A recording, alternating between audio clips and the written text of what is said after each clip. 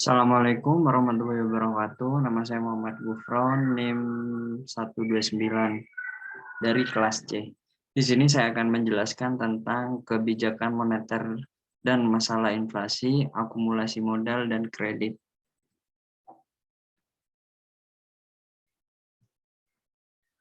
Yang pertama, kebijakan moneter. Definisi kebijakan moneter adalah suatu kebijakan yang diambil oleh bank sentral dengan tujuan memelihara dan menstabilkan mata uang agar perekonomian negara tersebut tidak anjlok. Kebijakan moneter dapat dilakukan dengan mengambil tindakan pengendalian jumlah uang yang beredar di masyarakat dan menetapkan suku bunga. Kebijakan moneter meliputi langkah-langkah kebijakan yang dilaksanakan oleh Bank Sentral atau Bank Indonesia untuk dapat mengubah penawaran uang atau mengubah suku bunga yang ada dengan tujuan untuk mengurangi memengaruhi pengeluaran dalam perekonomian. Tujuan kebijakan moneter, tujuannya adalah untuk mensejahterakan rakyat dengan cara menaikkan perekonomian Indonesia, meminimalisirkan pengangguran, serta mengatur mata uang dalam satu negara. Tetapi tidak terpaku dengan satu tujuan karena tujuan kebijakan moneter tidak statis namun bersifat dinamis karena selalu disesuaikan dengan kebutuhan perekonomian suatu negara. Sebagaimana yang dijelaskan dalam UU Nomor 3 Tahun 2004 tentang Kebijakan Moneter Bank Indonesia, tujuan kebijakan moneter yang utama yakni menjaga kestabilan nilai rupiah.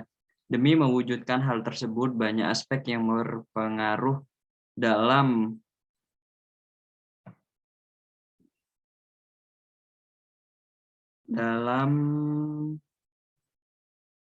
moneter utama, yakni menjaga kestabilan nilai rupiah. Demi mewujudkan hal tersebut, banyak aspek yang berpengaruh dalam pengambilan keputusan kebijakan moneter Bank Indonesia.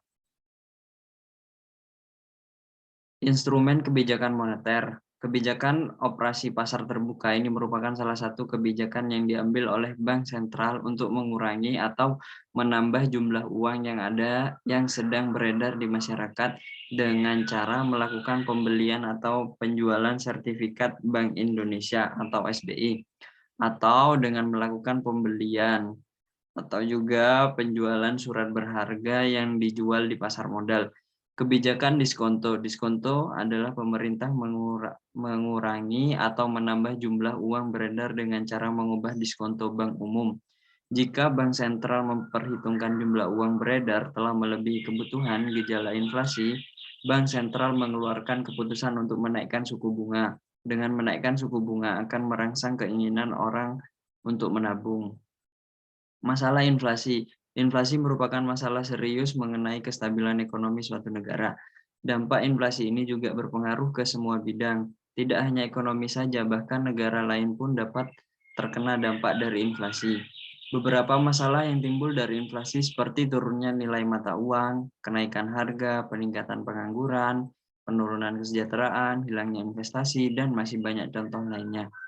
Layaknya lingkaran setan, maka inflasi harus segera diatasi sebelum menimbulkan berbagai macam masalah yang lebih besar. Di Indonesia untuk mengatasi inflasi sudah ada lembaga yang ditunjukkan oleh pemerintah, yakni Bank Indonesia.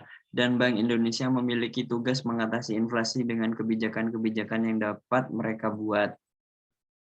Jenis inflasi yang pertama, inflasi ringan. Inflasi rendah yaitu yang mudah untuk dikendalikan dan belum begitu mengganggu perekonomian suatu negara. Terjadi kenaikan harga barang, jasa secara umum biasanya di bawah 10% per tahun dan dapat dikendalikan. Yang kedua, inflasi sedang. Inflasi tingkat ini dapat menurunkan tingkat kesejahteraan masyarakat, berpenghasilan tetap, tetapi belum membahayakan aktivitas perekonomian negara. Inflasi sedang berada di kisaran kenaikan harga 10% sampai 30% per tahun. Inflasi berat. Inflasi ini mengakibatkan kekacauan perekonomian di suatu negara. Kondisi ini umumnya membuat masyarakat lebih memilih menyimpan barang dan tidak mau menabung karena bunganya jauh lebih rendah ketimbang nilai inflasi. Kenaikan harga sebab inflasi ini ada di besaran 30 sampai 100% per tahun. Inflasi sangat besar. Hyperinflation. Ditingkatkan inflasi ini telah mengacaukan perekonomian suatu negara dan sangat sulit untuk dikendalikan meskipun dilakukan kebijakan moneter dan fiskal. Inflasi ini berada di kisaran 100% ke atas per tahun. Terima kasih atas perhatiannya. Mungkin itu aja. Apabila ada kesalahan dari saya, mohon maaf yang sebesar-besarnya. Wabillahi taufiq wal hidayah. Wassalamualaikum warahmatullahi wabarakatuh.